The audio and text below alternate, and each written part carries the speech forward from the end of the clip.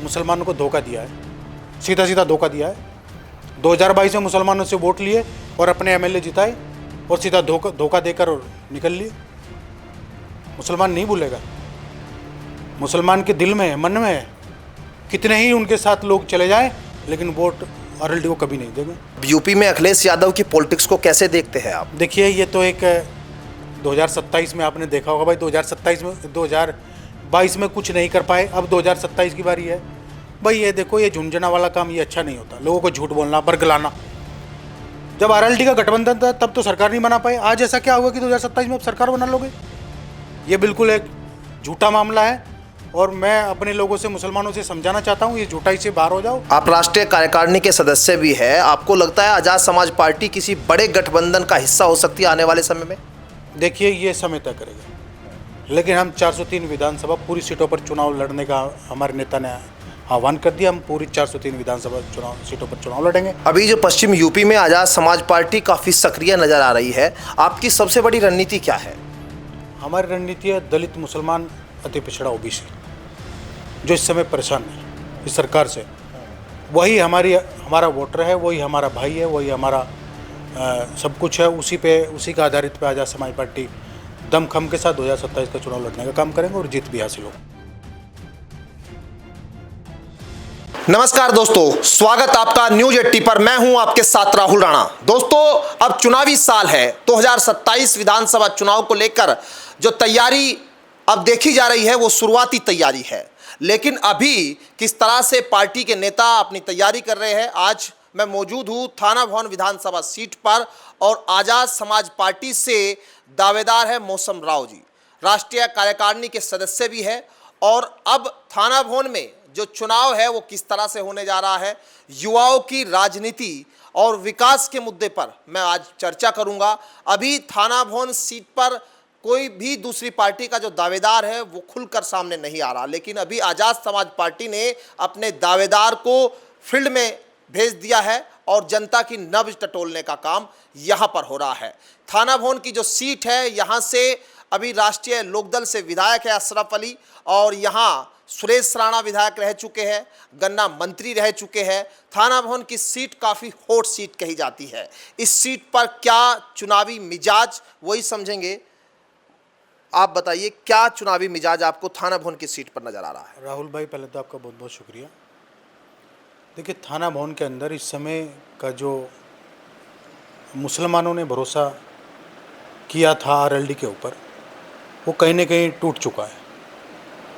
मैं फील्ड में जा रहा हूँ और लगभग मैं तमाम लोगों से, थाना भवन विधानसभा के और जिला शामली के लोगों से मैंने मुलाकात कर ली। उनके मन में एक पीड़ा है कि जब हमने आरएलडी को वोट दिया तो हमने बीजेपी को हराने के लिए दिया था, लेकिन उसका विपरीत हुआ, यानी वो लोग, उन्होंने गठबंधन जा बीजेपी को कर लिया। तो यही लोग इस समय भारी तादाद में आज़ाद समाज पार्टी को पसंद कर रहे हैं और आज़ाद समाज पार्टी के साथ जुड़ने का भी काम कर रहे हैं। आज के समय में जो युवा है उनका राजनीति से भरोसा टूट रहा है, आप उन्हें कैसे जोड़ने के लिए लगे हुए हैं?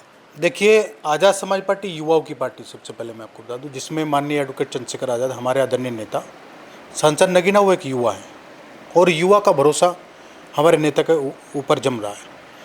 हम युवाओं को नौकरी देंगे, उद्योग लगाएंगे और अभी हमारे नेता ने कहा, हमारे मैनिफेस्टो में कहा कि हम कक्षा 1 से 12वीं तक का फ्री एजुकेशन देंगे, चाहे वो सरकारी हो या प्राइवेट हो। वैसे ही हम उसमें बिल पास कराएंगे कि जो सरकारी तो सरकारी है, लेकिन जो प्राइवेट होंगे, प्राइवेट को भी हम फ्री एजुकेशन देने का काम करेंगे। अभी जो पश्चिम यूपी में आजाद समाज पार्टी काफ़ी सक्रिय नज़र आ रही है, आपकी सबसे बड़ी रणनीति क्या है? हमारी रणनीति है दलित, मुसलमान, अति पिछड़ा, ओबीसी, जो इस समय परेशान है इस सरकार से। वही हमारा वोटर है, वही हमारा भाई है, वही हमारा सब कुछ है। उसी का आधारित पे आजाद समाज पार्टी दमखम के साथ 2027 का चुनाव लड़ने का काम करेंगे और जीत भी हासिल होगी। आपको लगता है यूपी में तीसरा मोर्चा मजबूत होगा? तीसरा मोर्चा तो आप आगे की बात करो कि, लेकिन मैं आपसे वादा करता हूँ 5 साल के बाद, मैं आपके चैनल के माध्यम से कह रहा हूँ, आज से 5 साल के बाद आज़ाद समाज पार्टी उत्तर प्रदेश की नहीं, पूरे देश की बड़ी पार्टी बनने का भी काम करेगी। क्योंकि इस देश के अंदर अगर कोई गरीब मजलूम और दलित मुस्लिम जो परेशान बदहाल हैं उनकी आवाज़ कोई बुलंद करने वाला, उसका नाम एडवोकेट चंद्रशेखर आज़ाद और आज़ाद समाज पार्टी। इसके अलावा कोई दूसरी पार्टी नहीं है, क्योंकि चंद्रशेखर आज़ाद ही लोगों का दुख दर्द समझते हैं। एक मास्टर का बेटा, हेड मास्टर का बेटा आज संसद में दौड़ रहा है। कहीं ना कहीं उनको गरीबों की तकलीफ़ का भी पता है। जिनको तकलीफ़ का, जिनको सियासत में विरासत में मिला है सब कुछ, तो उनको क्या किसी की तकलीफ़ का पता होगा।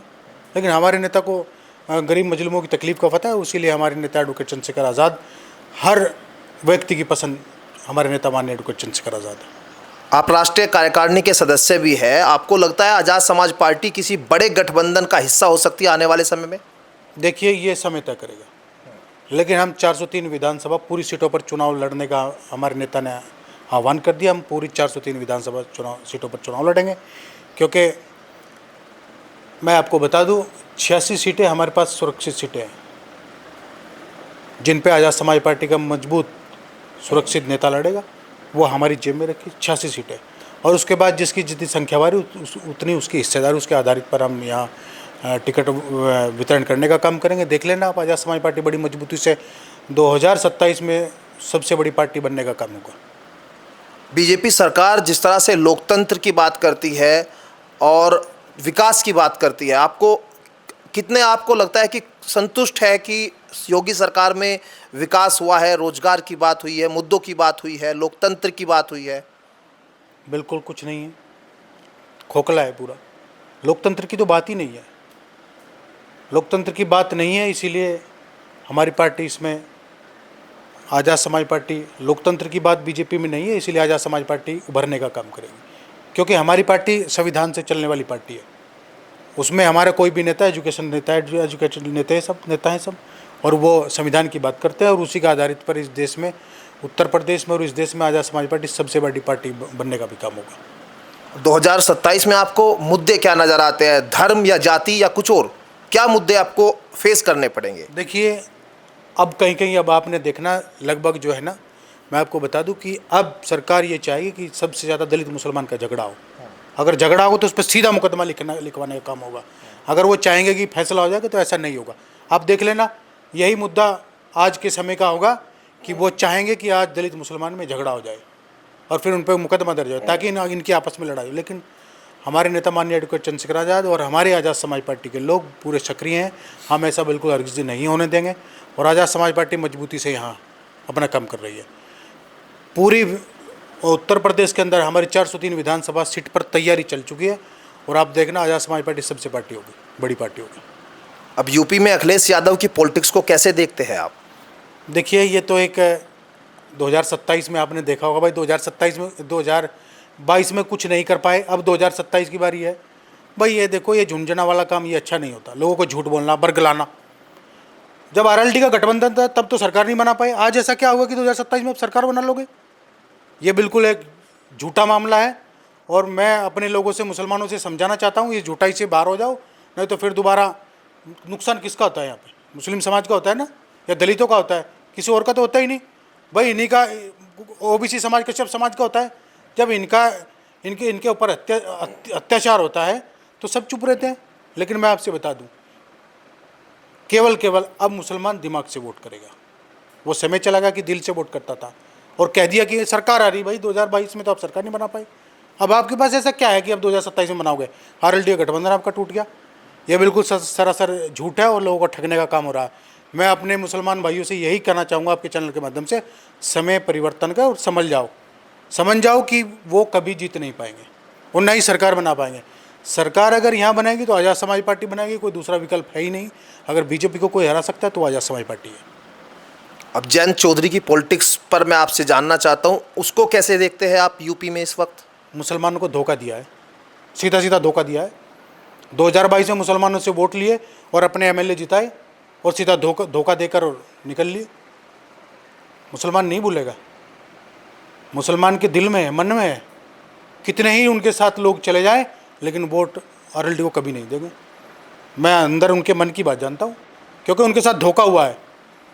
भाई जिस सरकार को हटाने के लिए मुसलमान ने लोकदल को वोट किया था, वो तो उसका विपरीत होगा, उसका उल्टा हो गया सीधा। उन्होंने तो बीजेपी से गठबंधन कर लिया।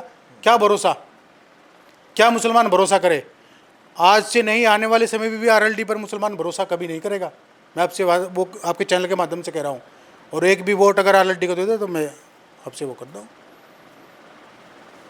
मायावती की जो पॉलिटिक्स है वो भी अब नजर आने लगी उत्तर प्रदेश में। आपको क्या लगता है पॉलिटिक्स है, किस तरह की पॉलिटिक्स मायावती कर रही है? देखिए, वो हमारे माननीय नेताजी हैं और हम उनके बारे में कुछ नहीं कहना चाहते वो, लेकिन ये है कि वो सब वोटर अब आज़ाद समाज पार्टी का है बस। अब क्या आपको लगता है उत्तर प्रदेश में अगला मुख्यमंत्री का चेहरा चंद्रशेखर आज़ाद हो सकते हैं? बिल्कुल भाई, हम तो सबसे पहले कहेंगे, क्योंकि चंद्रशेखर आज़ाद जैसा कोई नेता हो ही नहीं सकता। तो हम तो यही मानने कि हम अपने नेता को, माननीय एडवोकेट चंद्रशेखर आज़ाद को यहाँ के मुख्यमंत्री के रूप में देखना चाहते हैं। और अभी हमें लग भी रहा है जैसे हमारे नेता संघर्ष कर रहे हैं।